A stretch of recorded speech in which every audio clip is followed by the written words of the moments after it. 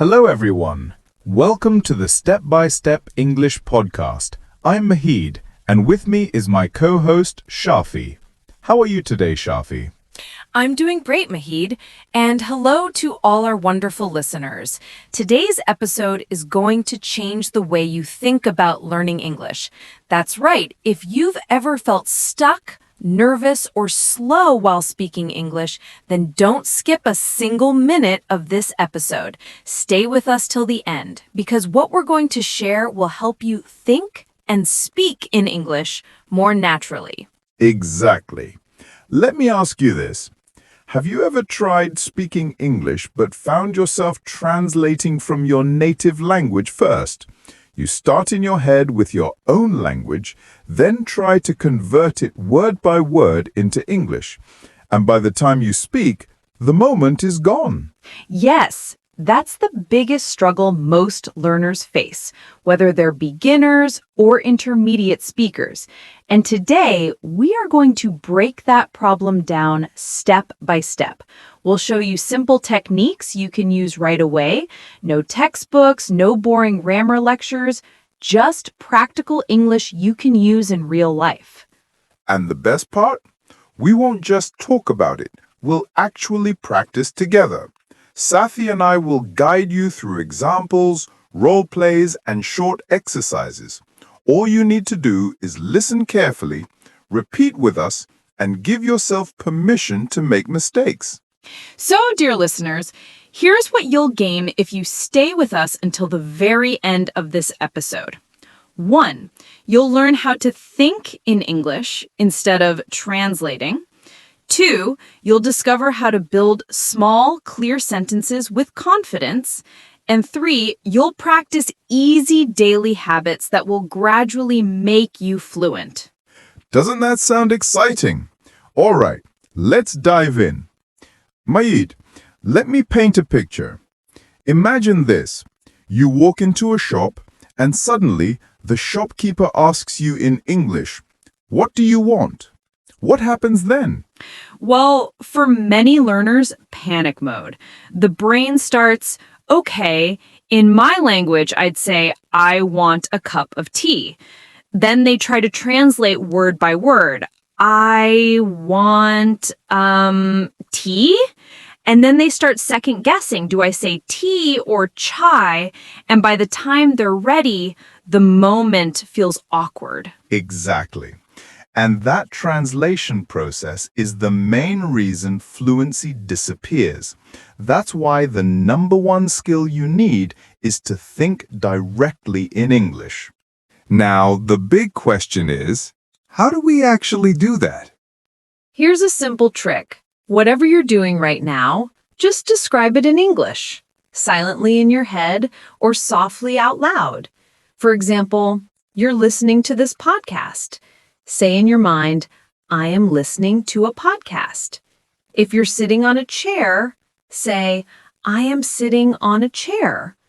This doesn't require a special book or class. Just take your everyday actions and put them into English sentences. Brilliant.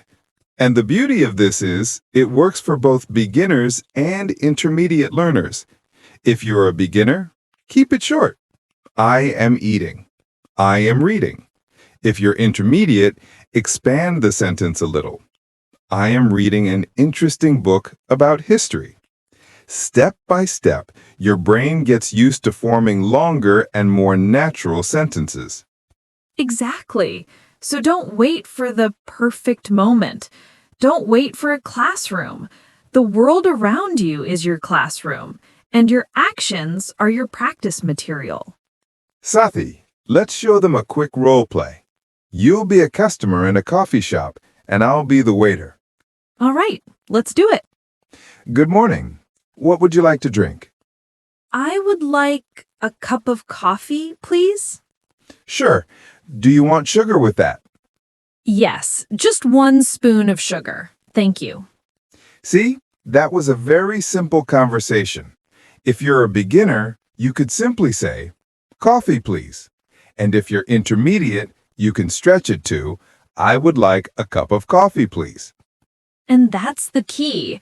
Don't worry about sounding advanced all the time.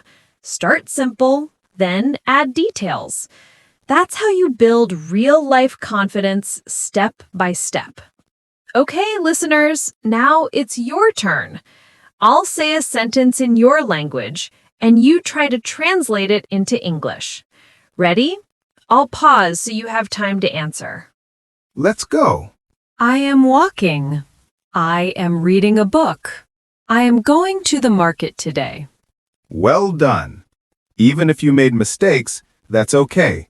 Every attempt is progress. Remember, making mistakes is part of the learning process. So what did we learn from our first topic today? Number 1. Stop translating. Start thinking directly in English. Number 2. Use short sentences if you're a beginner and expand them as you grow. Number 3. Use your everyday activities as practice material. Exactly. And once you do this daily, you'll notice your fluency improving without even opening a grammar book. This is the power of practice in real life. And this is what the Step-by-Step English podcast is all about, making English simple, practical, and fun. Welcome back, listeners. In part 1, we learned the golden rule. Don't translate, think directly in English. We also practiced a few sentences together. Now, in part 2, we're going to take this further. Yes, because thinking in English is just the beginning. To really improve, you need daily habits. These habits are small, easy, and practical. But if you repeat them every day, they will completely transform your English. So today, we'll give you at least 5 powerful habits you can start immediately. Beginners and intermediate learners, this part is especially for you. Habit number 1 is self-talk. Now, don't laugh. Talking to yourself in English is one of the fastest ways to become fluent. That's true. Think about it. You're the only person who is always around you. And the best part? No one is judging you. You can make mistakes, try again, and nobody will laugh. Exactly. Here's how it works. Imagine your brain as a 24-hour radio. Normally, it plays in your native language. Switch the channel. Make it play in English. For example, you're cooking. Say to yourself, I am cutting vegetables. Now I am boiling rice. The food smells good. And for intermediate learners, expand it. Instead of just saying, I am cutting vegetables, try, I am cutting fresh vegetables because I want to make a healthy dinner tonight. Perfect. If you make this a daily habit, your brain will automatically start forming sentences in English. At first, it might feel strange, but give it 1 week and you'll feel a huge difference. Listeners, let's practice right now. I'll say an activity and you try to say it in English as if you're talking to yourself. Ready? Here we go. Short, that's fine. The habit is what matters. Habit number 2 is labeling. Beginners, this is especially powerful for you. Yes, take sticky notes or small pieces of paper and label the objects around your house in English. For example, write door and stick it on the door. Write mirror and stick it on the mirror. Every time you see it, say the word in English. And don't stop with single words. Intermediate learners, try phrases. For example, on your mirror, write, I look at myself in the mirror. On your fridge, write, I open the fridge to take some food. This way, your entire environment becomes your English classroom. No excuses. Sati, let's do a role play. You walk into a room with labels everywhere. Haha. Okay, let me try. I see a label on the table. This is a table, so I say it. This is a table. Then I see on the chair, I am sitting on a chair. So I sit and read it out loud. Beautiful. See, your home becomes a speaking practice zone. No teacher, no pressure, just you and your labels. Now, habit 3 is something called shadowing. This is a powerful technique for pronunciation and fluency. Yes, here's how it works. You listen to a short piece of English audio, maybe from a movie, podcast, or even the show. Then you immediately repeat what you hear, almost at the same time, like a shadow following a person. For example, if I say, "How are you today?" you quickly repeat, "How are you today?" Don't worry about being perfect. The goal is to copy the rhythm and flow of natural English. And for beginners, start with one short sentence. For intermediate learners, try repeating a whole conversation. The more you shadow, the more natural your English sounds. Let's try it right now.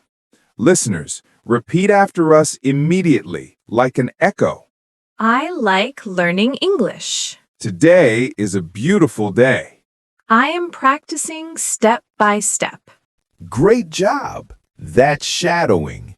If you do just 5 minutes a day, your pronunciation will improve faster than you expect. Habit 4 is about asking and answering questions. English is not only about sentences, it's about conversations. Yes, so practice by asking yourself simple questions every day. Beginners can ask, "What am I doing?" Answer, "I am studying." Intermediate learners can ask more. "Why am I studying English?" Answer, "Because I want to communicate with people around the world."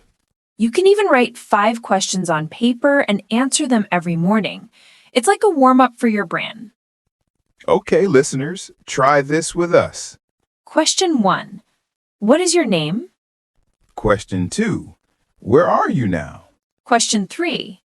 Why are you learning English? See, the more you practice questions, the more comfortable you'll be in real conversations. And now, habit 5. Keep a simple daily journal in English. Yes, don't panic. I don't mean a long essay. Beginners just write 2 or 3 sentences about your day.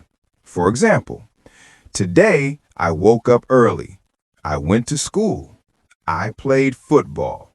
Intermediate learners write a bit more detail. Today I woke up early because I wanted to finish my homework. After school, I played football with my friends. It was exciting and fun. This habit will improve your grammar, vocabulary, and memory.